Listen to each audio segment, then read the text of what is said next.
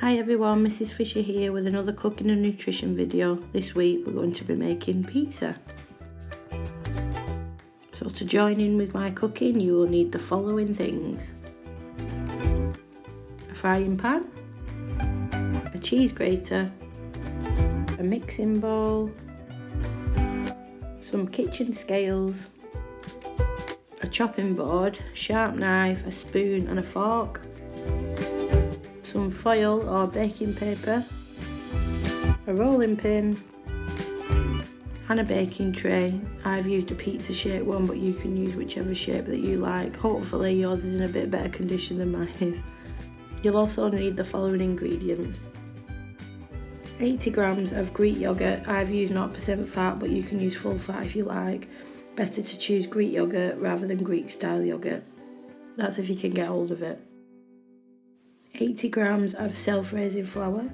You'll also need a little extra bit of flour so that you can sprinkle it onto the table so your dough doesn't get stuck when you're rolling it out later on.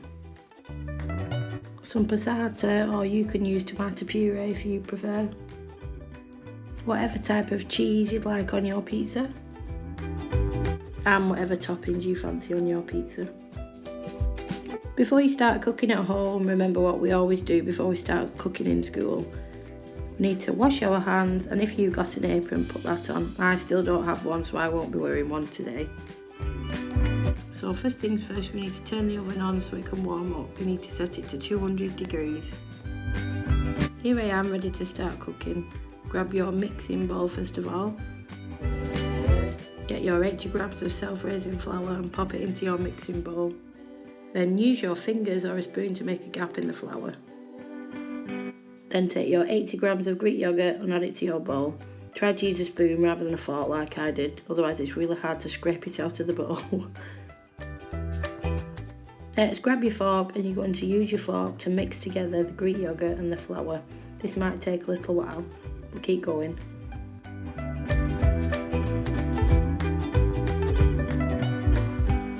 It should look a bit like this. Now it's time for the messy bit. Get your fingers and stick them into the bowl to mix the dough together.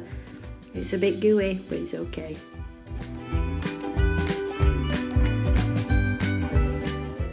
Once you've done lots of mixing with your hands, it should come together like this into a dough.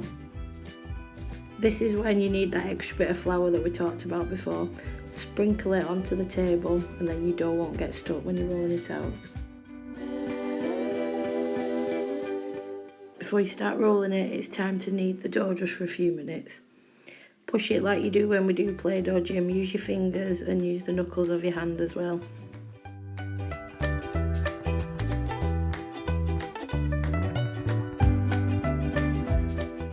It's hard work, but keep going. Once you've had enough of kneading, you need to get your rolling pin, sprinkle a bit of the flour onto it, and then roll your dough out into your pizza shape. It can be whatever shape you like. I tried to get mine into a circle like a normal pizza, but it didn't really turn out like that. Try and roll it out to be quite thin because it might shrink a little bit when it's cooking.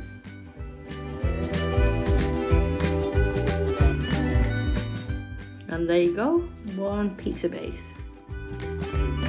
For the next bit, you really need a grown-up's help. Ask them to turn the hob on to a medium heat and then pop the frying pan on top so that it can warm up.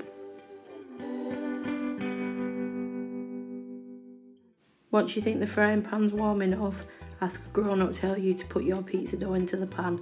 I used a spatula to help me so I didn't burn my fingers.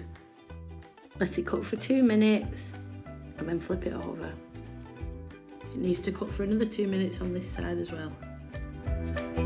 Once it's started to brown on both sides, you know that it's ready. So now you need to take your baking tray and line it with foil or baking paper. I've used foil. Because I've used foil, I thought it was a good idea to spray a little bit of oil onto the foil so that my pizza doesn't stick to it. If you're using baking paper, you should be fine though. Then just pop your pizza base onto the foil or baking paper. Take your passata or tomato puree and pour some onto the base of your pizza. Use a spoon to carefully spread it around. Move your pizza and baking tray out of the way and grab your chopping board. It's time to chop up your pizza toppings. You will need to use a sharp knife, so make sure you ask an adult to help you with this. I've got a pepper, a red onion and some salami, so I'm just going to chop them up.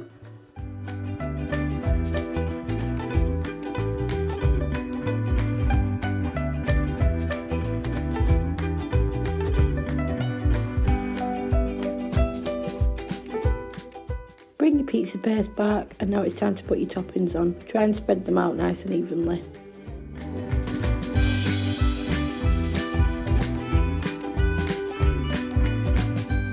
Nearly there now, it's just time to put the cheese on. If you've chosen a block of cheese, then you might need to use the grater to grate it.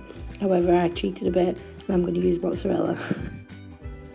Open the packet carefully and sprinkle it all over your pizza, as much or as little as you like. Ta-da! It's ready to go in the oven. You will need an adult to help you with this part again because the oven is very hot. Make sure you wear oven gloves too if you are doing it. Open the oven and pop your pizza inside on the top shelf. You need to let it cook for about 8 to 10 minutes. And now you've just got to wait. After about 4 or 5 minutes, it's a good idea to check on your pizza and turn it around, and then it can cook evenly. Last bit of waiting. Hooray, it's finally ready. There's my finished pizza. Thanks a lot to everybody for watching. Don't forget to send me some photos of your finished pizzas. Enjoy eating them at home. Stay safe, everybody. Bye.